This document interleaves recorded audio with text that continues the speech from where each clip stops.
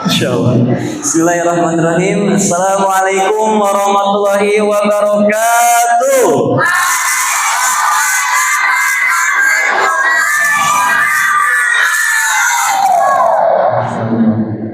Alhamdulillahirabbil alamin alladzi nasta'in ala umri dunya waddin. Wassalatu wassalamu ala ismu fis sama Ahmad wa fil ardi Muhammad alladzi la nabiyya ba'da. Yang pertama, ana ucapkan terima kasih atas terbukanya dan kewenangannya dari pihak DKM Masjid Nurul Taidin yang insya Allah berkahi para DKM dan para asatidz yang ada di masjid ini. Dan juga mengucapkan terima kasih kepada ibu bapak sekalian, jamaah yang insya Allah muliakan karena telah menghidupkan masjid yang insya Allah penuh barokah ini. Alhamdulillah bapak ibu sekalian, di sini telah hadir bersama kita seorang syekh. Beliau adalah Syekh Anas Qasim Al-Malik Asy-Syamali, seperti yang tadi telah disampaikan oleh Ustaz Fadli. Dan insya Allah bapak ibu sekalian, di sini kita akan membahas kondisi terkini yang dimana kondisi ini terjadi di bumi Palestina sana, yang insya Allah akan langsung dibahas oleh Syekh. Allah tu wa makan fayatafaddal ayat surah. Assalamualaikum warahmatullahi wabarakatuh.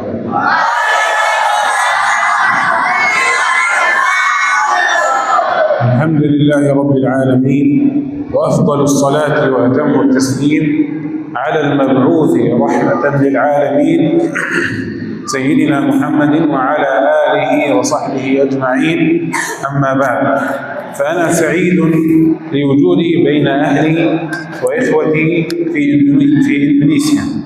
الله عز وجل يقول: إنما المؤمنون إخوة. ويقول النبي صلى الله عليه وسلم: المسلم أخو المسلم. Syekh menyampaikan salam keselamatan untuk kita semua yang hadir di masjid yang insya Allah penuh barokah ini. Dan saya juga menyampaikan beliau sangat senang bisa hadir menemui saudara-saudaranya yang ada di Indonesia. Seperti yang dikatakan oleh Syekh, al-muslimu akhul muslim, bahwasanya sesama muslim itu adalah saudara. Jadi gampangnya saya menyampaikan bahwasanya saya orang Palestina adalah saudara dengan antum semua yang berada di Indonesia. Kita disatukan dalam satu ikatan, yaitu ikatan kaum muslimin. ويقول النبي صلى الله عليه وسلم: مثل المسلمين في توادهم وتراحمهم وتعاطفهم كمثل الجسد الواحد إذا اشتكى منه عضو تداعى له سائر الجسد بالسهر والحمى. Bapak Ibu sekalian yang Allah hormati, saya juga menyampaikan bahwasanya Muslim dan sesama Muslim itu seperti anggota tubuh yang satu, yang dimana jikalau ada satu orang yang tersakiti, maka semua ikut merasakan rasa sakitnya. Dan begitu juga mafhum mukhalafahnya, ketika ada seorang yang merasa senang, maka kesenangan ini milik semua kaum muslimin sekalian, Bapak Ibu. وإن العضو الجريح للأمة في هذا اليوم وفي هذه الأيام هي فلسطين التي تتعرض للقتل والتشريد والتهجير والأسر، كل ذلك لأنهم يدافعون عن مسرى نبينا صلى الله عليه وسلم المسجد الأقصى. Dan saya juga menyampaikan bahwasanya pembahasan yang kritis yang harus kita bahas di malam hari ini adalah tentang perjuangan sahabat-sahabat kita, saudara-saudara kita yang ada di Palestina sana. Saya menyampaikan bahwasanya di sana terjadi pembunuhan, pembantaian, genosida, perang besar, yang dimana ini terjadi yang bertepatan di tempat Gaza, Palestina sana. Tujuannya apa? Untuk mempertahankan bumi Palestina yang insya Allah tanah suci yang sudah Rasul janjikan. Walhamdulillahi ta'ala alladhi yassara lana harakat al-mujahidin, harakat Hamas, alladhina kana indahum min muqawwimat as-sumud ma indahum hatta wajahu hadha al-ihtilal. Dan yang sama-sama ketahui di sana ada sebuah harokat, yaitu sebuah serikat di mana ada sebuah tentara yang dinamakan tentara Hamas. Mereka senantiasa berjuang, pantang menyerah sampai kapan? Sampai Palestina bisa merdeka. ومن هذه الدعائم والمقومات أولا قوة الالتزام بالمسجد، فأهل غزة كانوا يتربون في المساجد يتعلمون فيه العقيدة الصحيحة ثم ينطلقون إلى الجهاد في سبيل الله. Saya juga menyampaikan bahwasanya yang menjadi landasan pilar kekuatan keimanan mereka dalam melakukan perlawanan dengan Israel Allah adalah karena mereka senantiasa menghidupkan masjid-masjidnya. Saya menyampaikan di sana tumbuhkan rasa jihad, rasa ruh untuk berjihad, Bapak Ibu sekalian. Dan tercatat jumlah masjid di Palestina ini mencapai 1.200 masjid.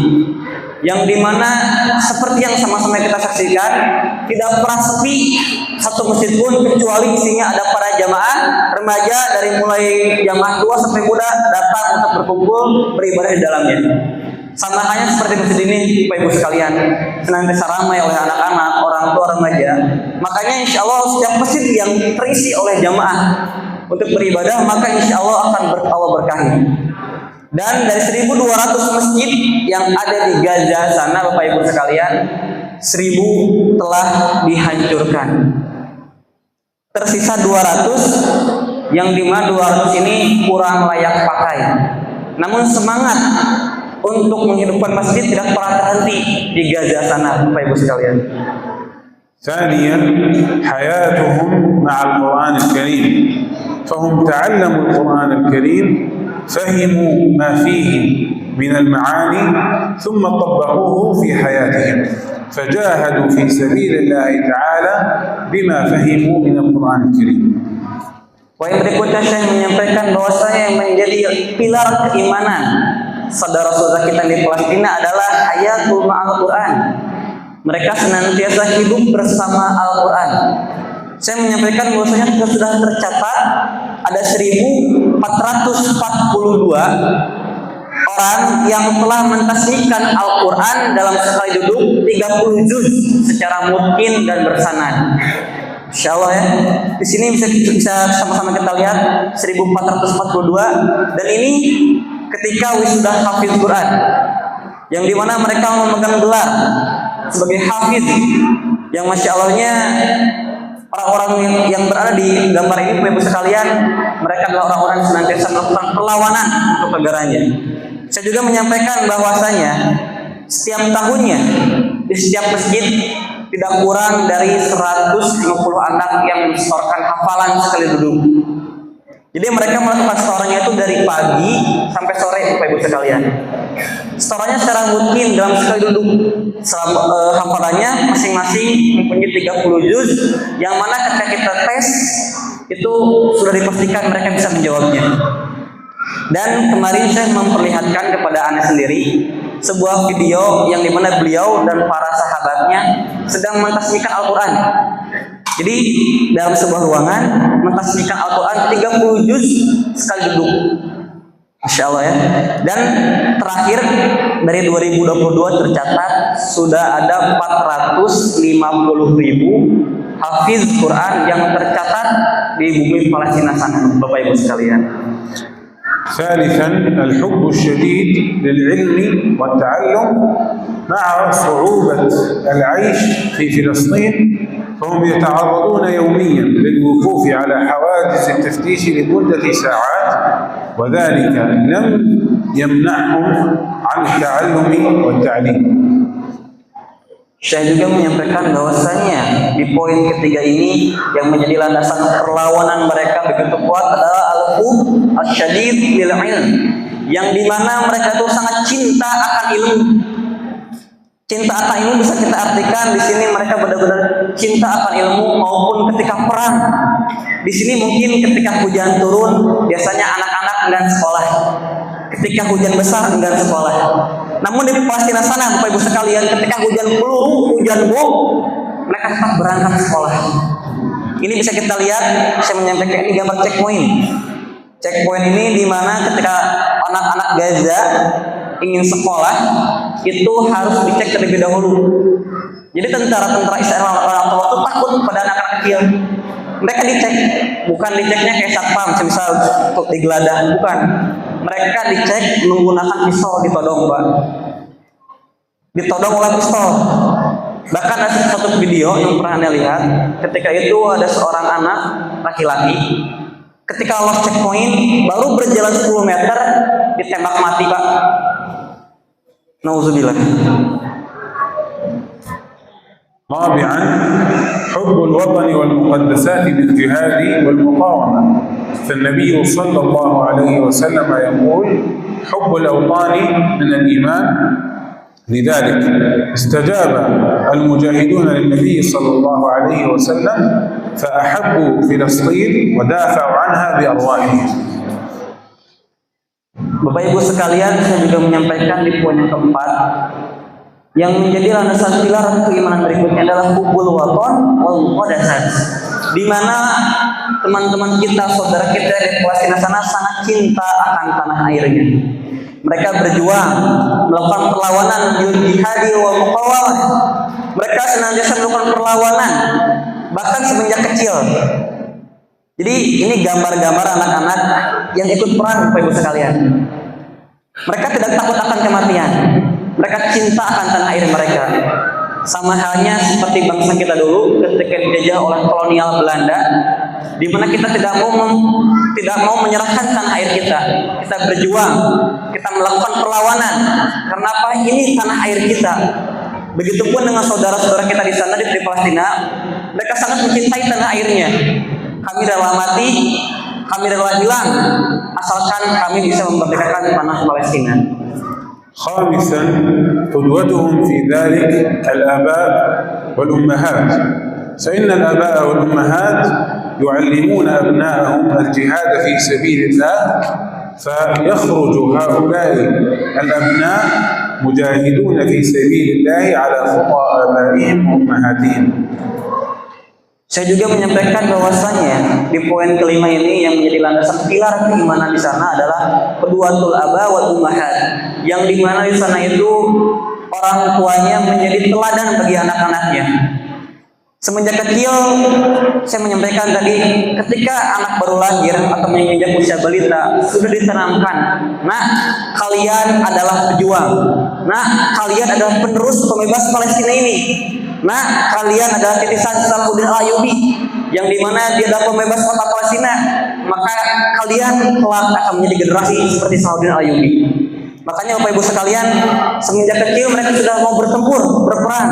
Karena apa? Semenjak mereka lahir, semenjak mereka kecil, sudah dibekali pemahaman bahwasanya kalian adalah seorang pahlawan. Oleh siapa? Oleh kedua orang tuanya.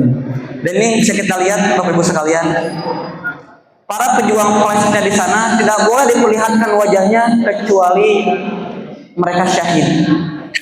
Seperti ini, para syuhada kita, Syekh Ismail Haniyah, Allah yarham, beliau telah wafat, telah syahid, baru boleh diperlihatkan wajah-wajahnya. Seperti itu Bapak Ibu sekalian. وكما ترون في هذه الصورة فإن فلسطين وغزة وحدها تقاوم دول العالم كلها، فإسرائيل عليهم لعنة الله يدعمهم الأمريكان والإنجليز والألمانيون، كل هؤلاء وغيرهم من دول الغرب يدعمون إسرائيل، بينما غزة وحدها صامدة لا ناصر لها إلا الله سبحانه وتعالى. Teman-teman, adik-adik, Bapak Ibu sekalian, Syekh juga menyampaikan bahwasanya di Palestina sana mereka hanya bertempur seorang diri, di mana mereka bertempur melawan Israel, Inggris, Jerman, dan negara-negara sekutu lainnya. Coba kita bayangkan, Palestina itu sebuah negara kecil dan yang melakukan perlawanan ada di kota Gaza. Bumi Palestina ada kota Gaza. Nah, di sana tempat pertempuran, yang dimana satu kota melawan negara-negara adidaya, Bapak Ibu sekalian. Coba kita bayangkan, mereka hanya sendiri, tidak ada yang membantu. Bahkan saya menyampaikan kemarin bahwasanya Perdana Menteri yang ada di Yordania sana itu mereka menandatangani perjanjian perdamaian dukungan kepada Israel. Begitupun dengan negara-negara Mesir dan negara-negara tetangga, mereka hanya bungkam, hanya diam, menutup mata. Karena apa? Mereka takut nasibnya seperti Palestina. Namun Palestina berbeda, Bapak Ibu sekalian. Di sini mereka dibekali jihad, ruh keimanan, yang dimana ini menjadi pilar keimanan perjuangan di Palestina. واعلموا يا أهل إندونيسيا أن واجب الدفاع عن المقدسات، عن المسجد الأقصى وعن بلاد المسلمين، هذا الواجب ليس خاصا فقط بالفلسطينيين، بل هو خاص بالمسلمين في كل العالم، فكل العالم مسؤولون، كل المسلمين في كل العالم مسؤولون عن الدفاع عن المسجد الأقصى.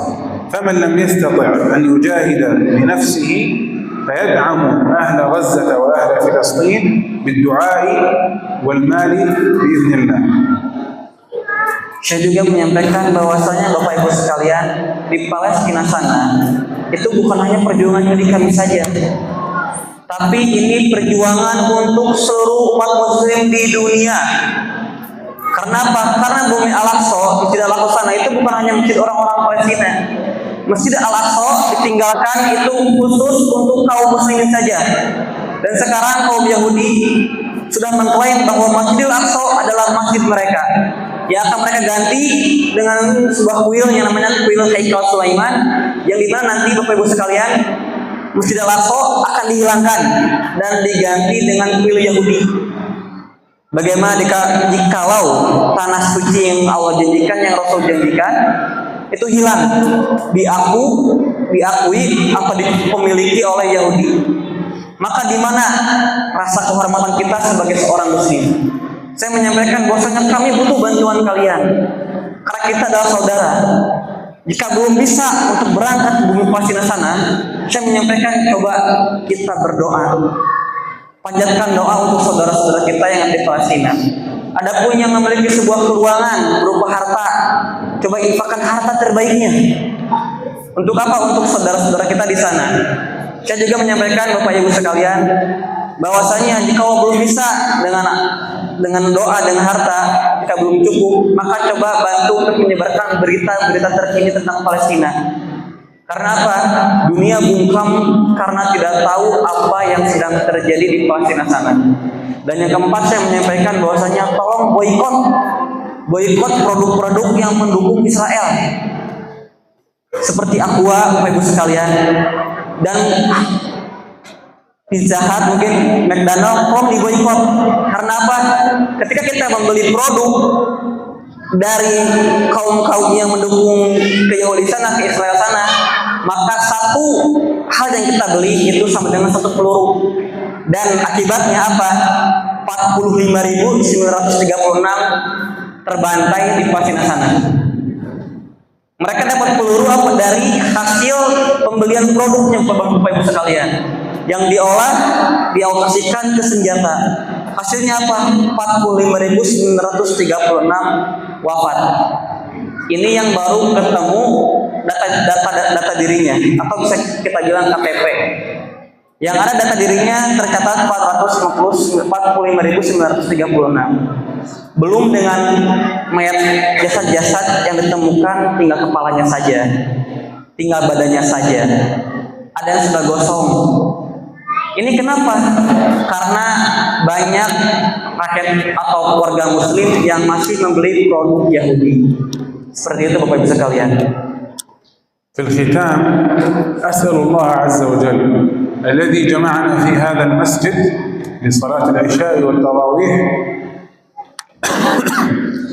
أن يجمعنا في المسجد الأقصى، وأن نصلي جميعا في المسجد الأقصى صلاة الفاتحين المحررين. Saya juga menyampaikan bahwasanya Bapak Ibu sekalian jamaah yang tadi ikut salat tarawih, salat isya berjamaah, saya mendoakan agar kita bisa sama-sama sholat di Masjid Al-Aqsa secara berjamaah. Amin ya Allah ya Rabbal. Tentunya pahalanya sangat besar Bapak Ibu sekalian. Yang insya Allah mungkin di kemudian hari kita bisa berjumpa kembali dengan Syekh dan kita sedang berada di Masjidil Aqsa melaksanakan sholat jamaah bersama-sama. Insya Allah di sini kita akan melihat film tayangan yang dimana tayangan ini menjadi kondisi terakhir di Palestina sana. Ini kurang lebih kami ambil sekitar bulan Oktober sampai September, Bapak Ibu sekalian.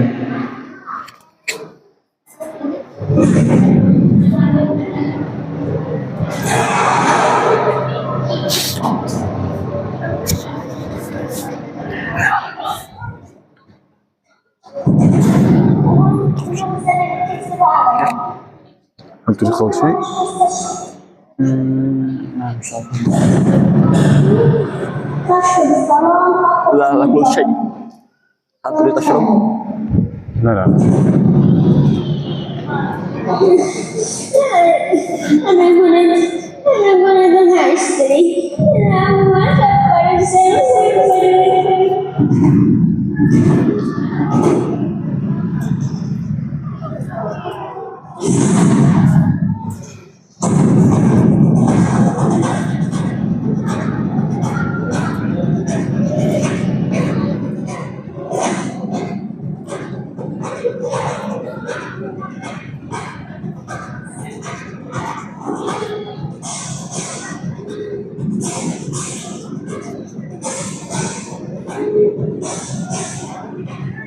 Video ketika pembantaian di kota Gaza, Bapak Ibu sekalian.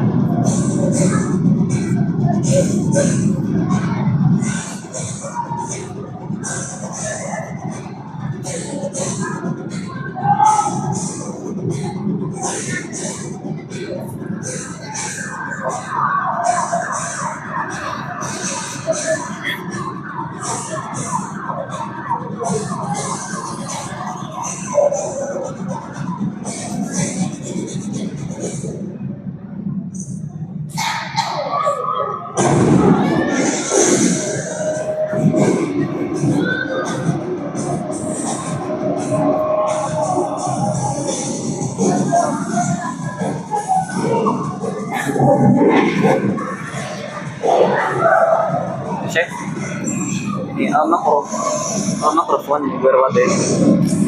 Al-mikrofon berwadi. الوادي؟ Berwadi bagaimana berahsan? هذا أفضل؟ لا يعني حتى جمع لا يجمع جيدا.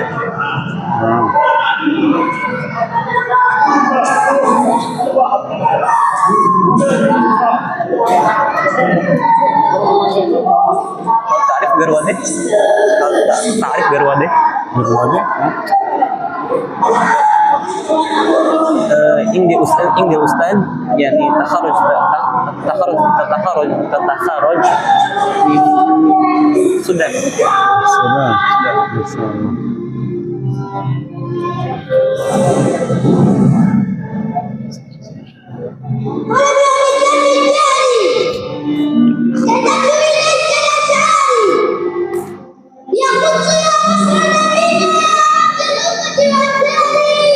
Nah, ini adalah gambaran Masjidil Aqsa Bapak Ibu sekalian.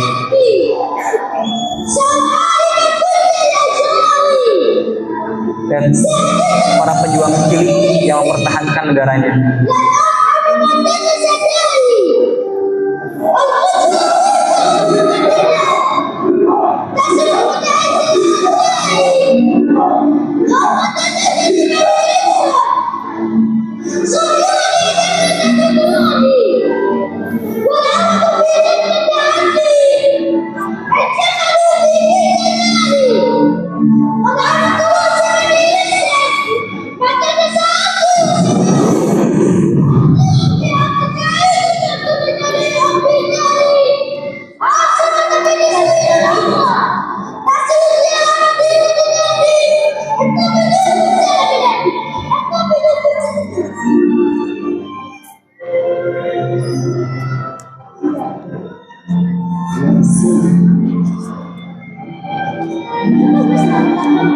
Banyak warga yang terusir, yang mendapatkan tempat yang kurang layak.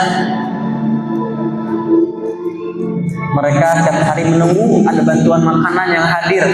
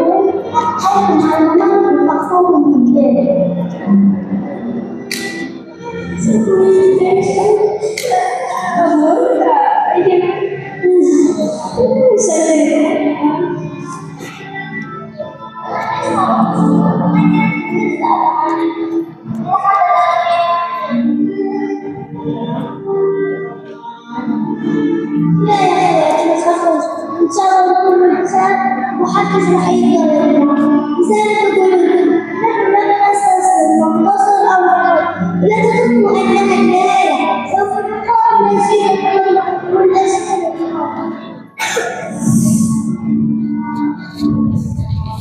Bapak Ibu sekalian, ini bukan hanya sekedar film biasa, tapi ini kejadian nyata yang terjadi di bumi Palestina sana.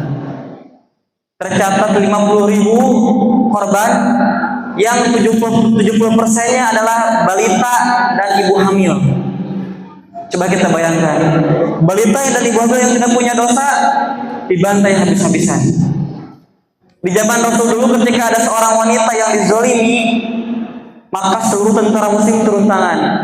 Sekarang berapa ratus, berapa juta perempuan-perempuan yang ada di Palestina diperkosa, anak-anak dibunuh tanpa ampun. Tapi mana bantuan dari sesama muslim yang ada di dunia? Tercatat 2 juta miliar muslim yang ada di dunia, namun tak satu pun yang ikut terjun untuk membantu Palestina di sana. Bisa kita lihat, mereka hanya bertempat tinggal dengan kain seadanya. Bapak Ibu sekalian, kenapa hal ini bisa terjadi?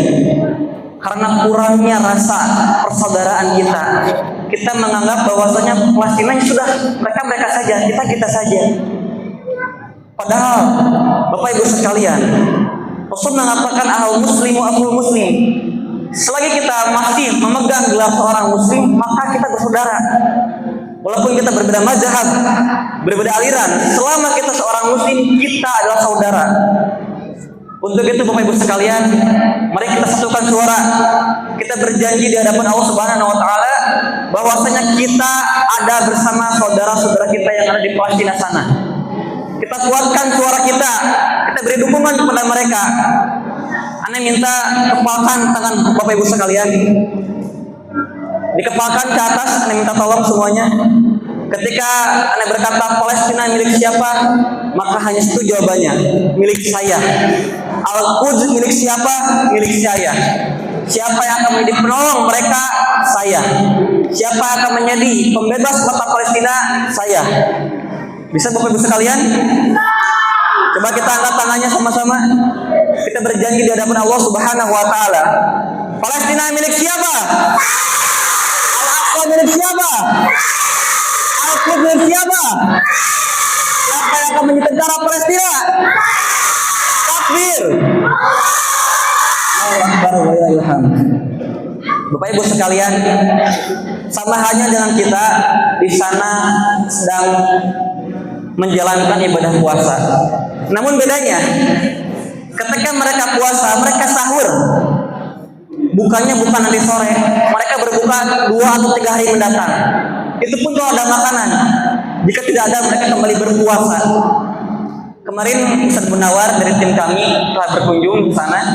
Beliau mengatakan bahwasanya harga air cup gelas yang di sini mungkin harganya masih 1.000 atau 500, di sana jika dirupiahkan harganya ada 50.000 satu cup. Jangankan untuk membeli air, untuk membuat rumah kehidupan mereka pun sudah tidak ada. Untuk satu kotak makanan itu dihargai 500.000. Coba ya Bapak Ibu bayangkan bagaimana mereka menderita di sana. Dan coba bayangkan kalau itu terjadi di negara kita, kehancuran melanda. Dan yang paling parahnya tidak ada bantuan dari manapun. Untuk itu di sini Anda mengajak supaya jamaah di sini kita semua bisa ikut andil dalam pertolongan kita terhadap bumi Palestina. Aneh bertanya kepada Bapak Ibu sekalian, apakah ada yang di sini yang ingin berbuka puasa di bumi Palestina sana?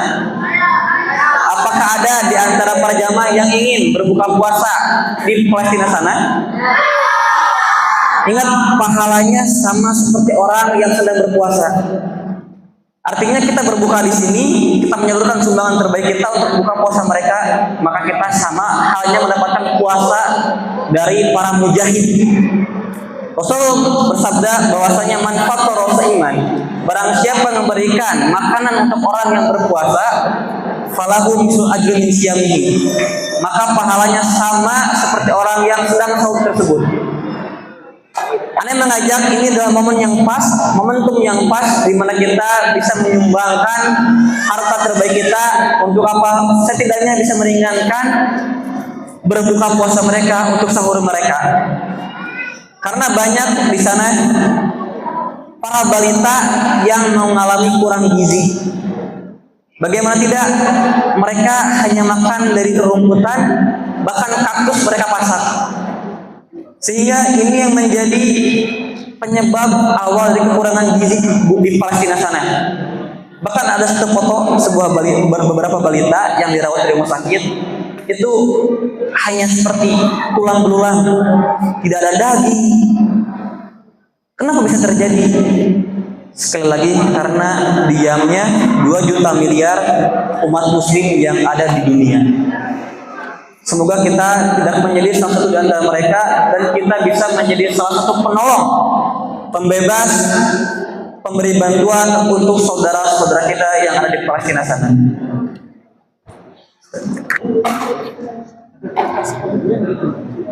Ini Ustaz. Bapak Ibu sekalian, di sini kami dari Tim Sadaqah selain mengumpulkan dana, di sini kami juga ada memberikan sebuah kertas komitmen, yang dimana kertas komitmen ini berisi beberapa nominal, yang insya Allah ketika Bapak Ibu mengisinya akan dikenakan syal kehormatan oleh Syekh. Ini insya Allah bisa Ibu tunaikan atau Bapak tunaikan tidak hari ini, bisa lain waktu, semisal ingin dicicil per bulan atau per hari tidak masalah. Yang jelas ketika sudah berniat, insya Allah akan Allah catat niatnya. Apalagi sekarang di bulan Ramadan, yang insya Allah banyak keutamaan di dalamnya. Allah lipat gandakan segala amal perbuatan kita. Untuk itu, Anda mengajak kepada Bapak Ibu sekalian yang ingin berkomitmen menyumbangkan donasinya, ini bisa lewat transfer ataupun cash. Dan sekali lagi, ini tidak akan menjadi hutang.